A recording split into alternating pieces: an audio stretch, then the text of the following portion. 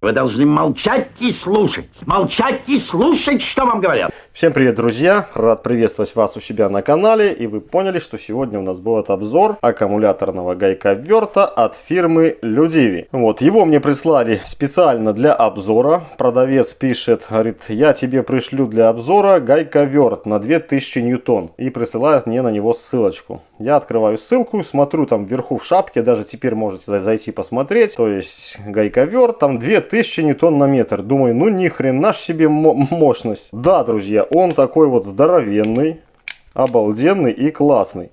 И как бы до момента получения я думал, что он все-таки на 2000 ньютон. Так как я просто зашел, посмотрел на эту шапочку, почитал, да и закрыл. Вот он мне его отправил. Получив этот гайковерт, что-то смотрю, что он на 2000 ньютон ну никак не тянет. Думаю, дай-ка я залезу в магазин, перечитаю все, почитаю и открываю характеристики, описание.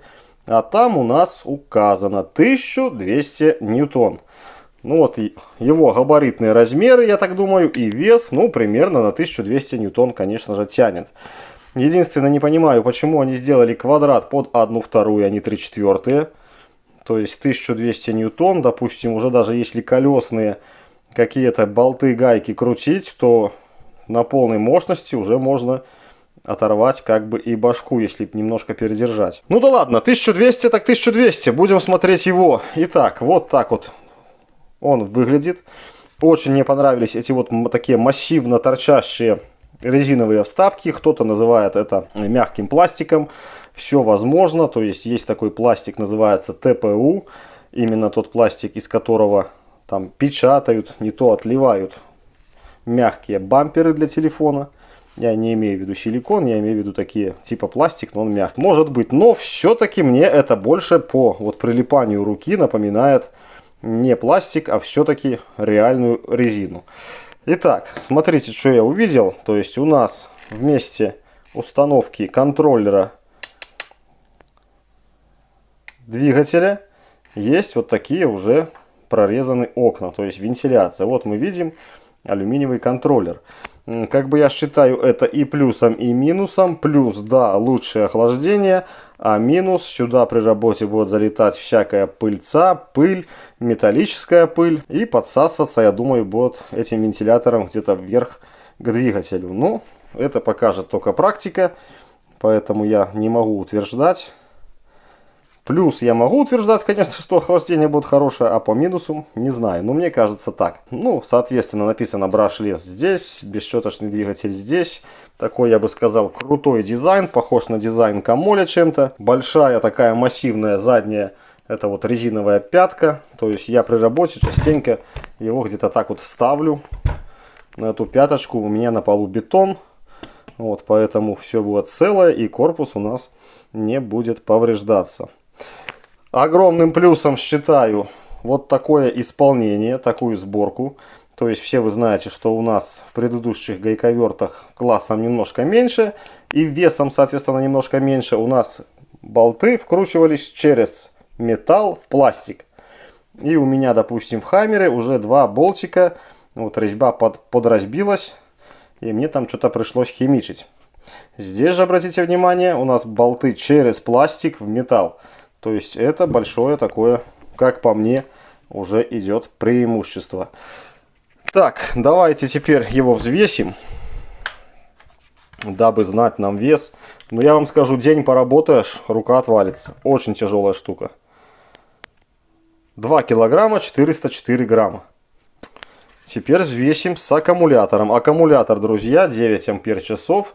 Я его купил в магазине Хаммера. Вот, Хаммер мне в последнее время присылает кое-какие инструменты для обзора, но вот аккумуляторы он жидит, не присылает, и мне приходится их самому покупать. Так, с аккумулятором 3 килограмма 255 грамм. Кому интересно, аккумулятор 9 ампер часов сколько весит? 851 грамм. Вот, я так понимаю, здесь у нас идет тоже, наверное, 3 ряда. По, наверное, если девятка, по 3000 мА на батарейке, на элементе. Ну, я не разбирал. Кстати, аккумуляторы эти рекомендую. У меня два. Первый работает около 2 лет, может быть и больше. на 6 ампер-часов. Никаких нареканий нет. На этом этот у меня тоже порядка, наверное, 2 месяцев. Тоже никаких нареканий нет. Так, давайте включаем, смотрим, что мы имеем здесь. И будем его разбирать. Так, смотрите, как уже сделан дизайн. Здесь у нас вставлено обыкновенное стеклышко. Ой. Вот. И торчит кнопочка. То есть, смотрите. Так, я сейчас попереключаю, и мы начнем. Вот первая скорость. Вторая скорость. 2 рисочки горит. И третья скорость. Горит у нас 3 риски. Вот так, так. Обратное откручивание. Вот такая скорость максимальная. И, соответственно, есть скорость с автостопом. Здесь у нас есть фонарик, который у нас не работает. Либо хана светодиоду, либо это просто обманка. Ну, мы с вами разберем, да все увидим. Так, не тянем видео, а приступаем к разборке. Так, народ, смотрите, открутил я колокол, снял вот эти вот 4 винта. Винты у нас идут М5 под шестигранник М4. И у нас колокол никак не снимается. То есть для снятия колокола, вот этого вот корпуса молота, нам нужно разобрать полностью весь корпус, чем я сейчас и займусь. Корпус у нас скручен винтами под крестовой шлиц. Так, ну что, все разобрал, все раскрутил. Вот такая вот кучка винтов, болтов. Кучка визуально заметно больше, чем кучка винтов от маленьких гайковертов. Так, корпус снял. Опять же показываю пластик. Пластик просто шикарный, отличный, крепкий, инструментальный. Вот опять же с этими, как я люблю говорить, а-ля заклепочками из резинок. Ну, кто-то мне писал, что это не резина, а пластик такой мягкий. Да, возможно, это ТПУ пластик, из которого, соответственно, печатаются мягкие, допустим, чехлы в телефоны. Ну и вот, что у нас представляет собой данный гайковерт. Вижу я следующую, друзья, картину. Для такой массы здесь стоит, как по мне, очень маленький движок. И очень здоровый редуктор с этим вот молотом. Не знаю, что тут не продавец, вернее, а производитель себе думал. Но мне интересно, как эта штука будет работать. Так, давайте разбираем. Снимаем наш вот этот вот ударный молот. Смотрим, что он собой представляет.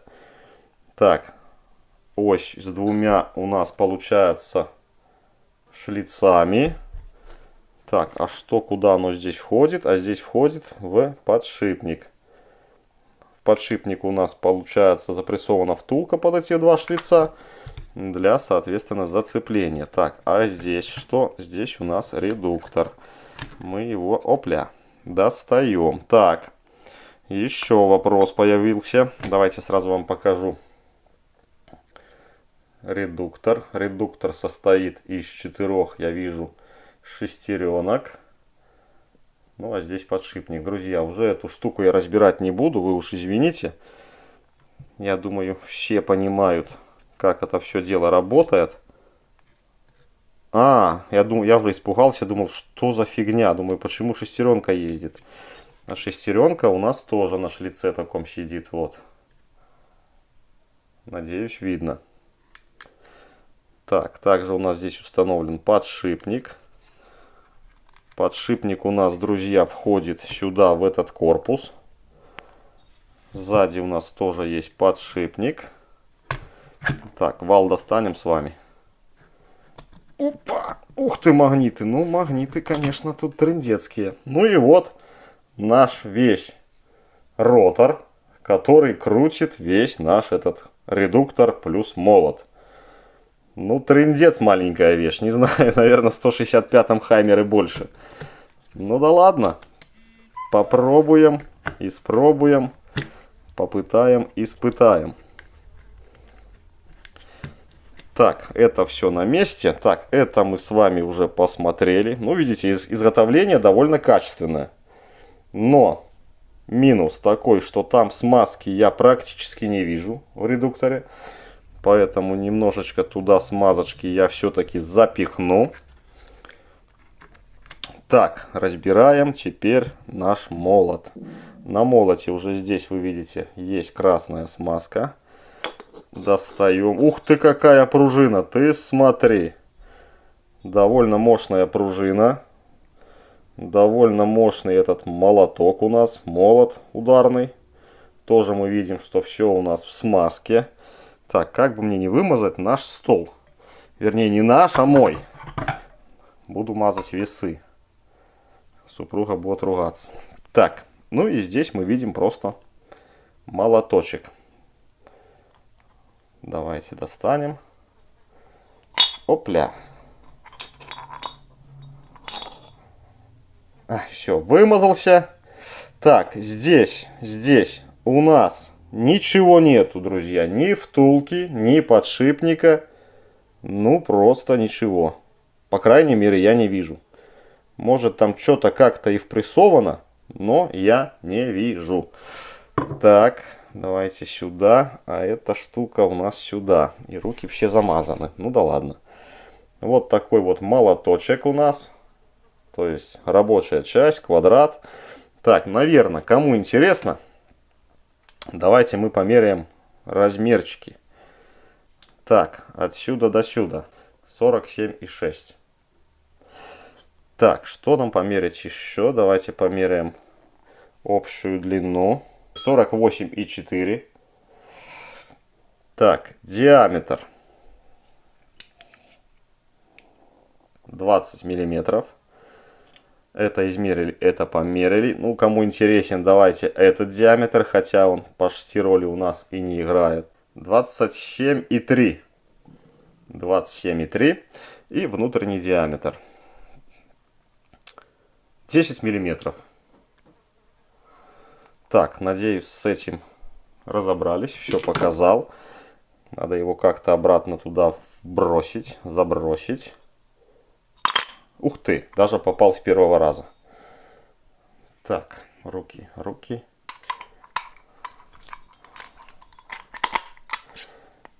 Так. Это, друзья, у нас на месте. Все на месте. Даже вот здесь видно, тоже смазано силиконовой смазочкой. Видите? Белая. Так, ну и все, наверное. Что мы тут можем посмотреть? Кнопка обычная, стандартная. Контроллер тоже, я бы не сказал, что мощный. Контроллер очень напоминает контроллер из простого, так сказать, гайковерта, который у нас рассчитан на 500 ньютон. Светодиодик наш. Так, он здесь все у нас целое, но почему-то он не работает. Ну, может быть, брак светодиода. Значит, сейчас я не буду им заниматься, особо времени нет, так как надо нам собрать данный чудо-девайс и проверить его в работе. Да, что-то они здесь напороли. Напороли, причем конкретно. Ну, если он, конечно, что-то будет откручивать, это будет просто удивительно. Ну и сам наш молот. Мы посмотрели его или не посмотрели, я уже не помню. Вот так он выглядит. Довольно увесистая и массивная вещь. Кстати, давайте-ка мы его завесим. 747 грамм.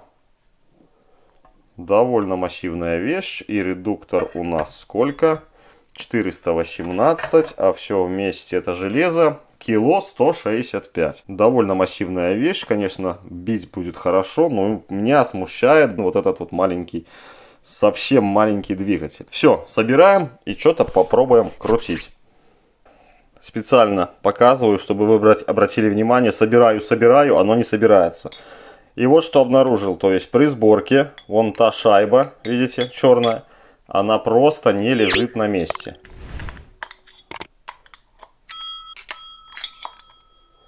Поэтому будьте внимательны тоже, если вдруг придется таким заниматься. Так, надеюсь, теперь она легла. Или лучше все-таки вынять это все дело и посмотреть внимательно, что к чему. Шайба у нас там и осталась. Ну да, она лежит у нас по центру теперь. Поэтому аккуратно заводим этот боек или молоточек, кто как называет. Так, все. И попытаюсь собрать. Я немножко подобавлял смазки. На молоток я смазку не ложил, не накладывал. А вот здесь в редуктор я немножко добавил. Так, собираем сюда.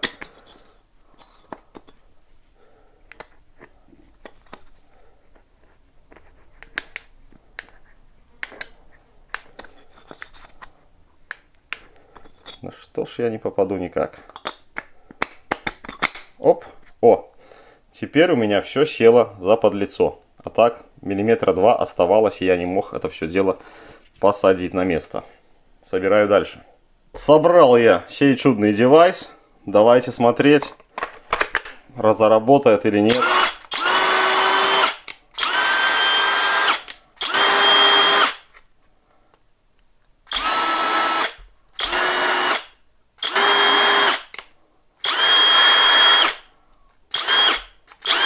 Итак, все работает. Нам остается пойти что-нибудь крутануть им и посмотреть, на что способен этот зверь с очень маленьким сердцем. Итак, народ, пришли в гараж, и я решил, как вам и говорил, будем испытывать вот на моей конструкции, на таком вот рычаге. Значит, смотрите, длина рычага у нас от места крепления крюка до центральной оси гайки, либо шпильки составляет 2 метра 44 сантиметра. Будем подвешивать автомобильную грузовую ступицу весом 21,1 килограмм.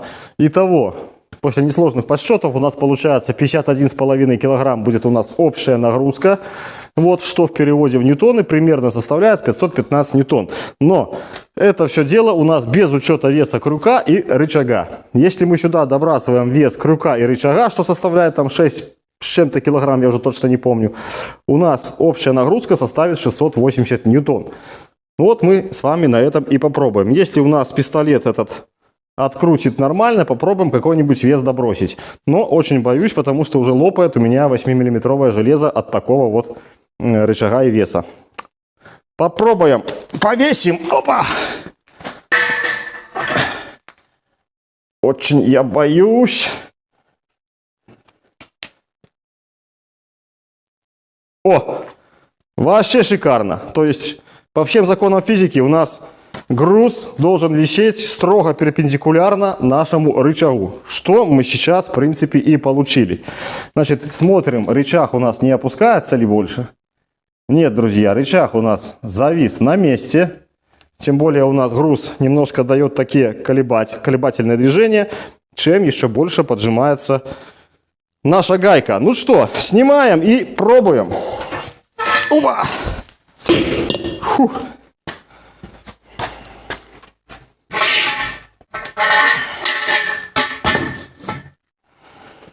Так, Денис, давай без монтажей, без перемонтажей. Иди сюда и будем людям, как говорится, показывать все в реальном времени. Вот наша конструкция, друзья. Уже я, может, 3 раза здесь заваривал, то есть лопает. Просто ужасно лопает железо. Я не знаю, довесим мы что-нибудь потом или не довесим. В случае, если наш гайковерт открутит. Так, значит, сейчас попробуем обыкновенной головкой. Так как ударной головки на 32, на 1/2 у меня, друзья, нету. Попробуем вот этим вот чудом открутить нашу, так сказать, гайку. Итак, поехали. Аккумулятор, друзья, 9 ампер-часов. И он полностью заряжен.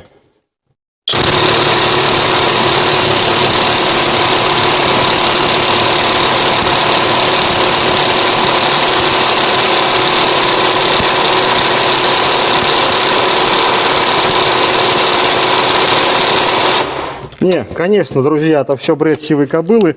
Такой головкой просто не открутить. Будем использовать переходник с 1/2 на 3/4 дюйма. Плюс обалденная ударная головка из хром-молибдена на 32. Да, но это все соединение, вы сами понимаете, будет сильно демпфировать, что, соответственно, уменьшит у нас крутящий момент нашего гайковерта. Но мы попробуем. Вот такая конструкция. Поехали. Да, друзья, еще такая вещь. Многие из вас неправильно используют гайковерт. То есть упираются и аж туда давят. Запомните, у него не такие удары. У него удары, так сказать, по окружности. Поэтому давить его ни в коем разе не надо. Чем больше давите, тем больше гасите его крутящий момент. Просто держим и смотрим, чтобы не упала головка.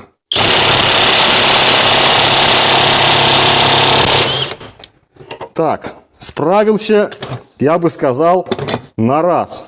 Давайте попробуем немножко довесить груза и посмотрим, что у нас получится еще. Итак, друзья, попытка номер 2. Значит, сейчас создадим усилие 889 ньютон и на этом остановимся. Ломает у меня вот эту мою приблуду. Значит, будем дополнительно к нашей ступице вешать вот такой вот маховик весом 8,7 килограмм.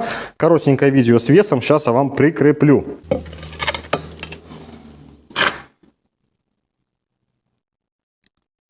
Итак, погнали вешать.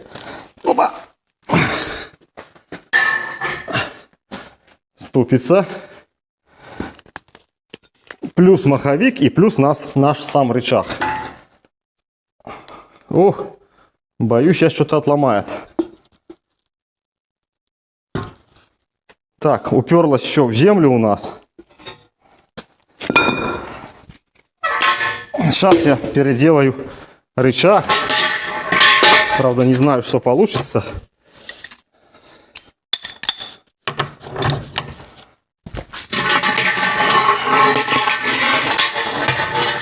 О как, да, повесить будет сложно. Опа. Эх ты. Эх, слепой. Так. Опа. Па-па-па-па. Великая сила, ужас. Все равно до земли.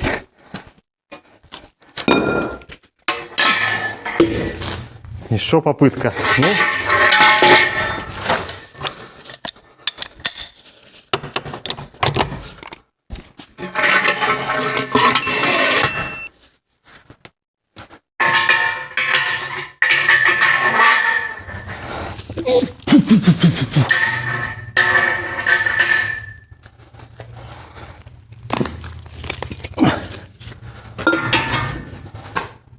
О, как раз мы и угадали.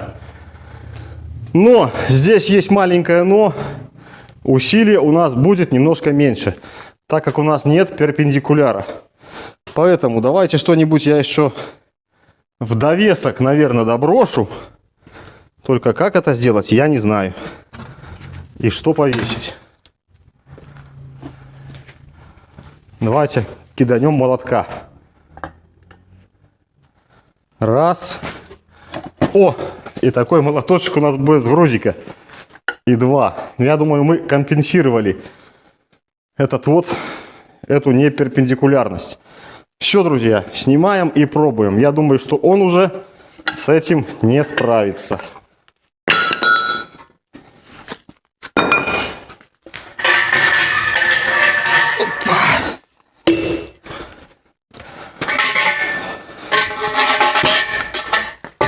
Давай, Денис, ща мы его попробуем, что тут у нас будет твориться. По-моему, тут вот трещинка уже опять пошла. Короче, хана подопытному. Ну чё, давайте, поехали.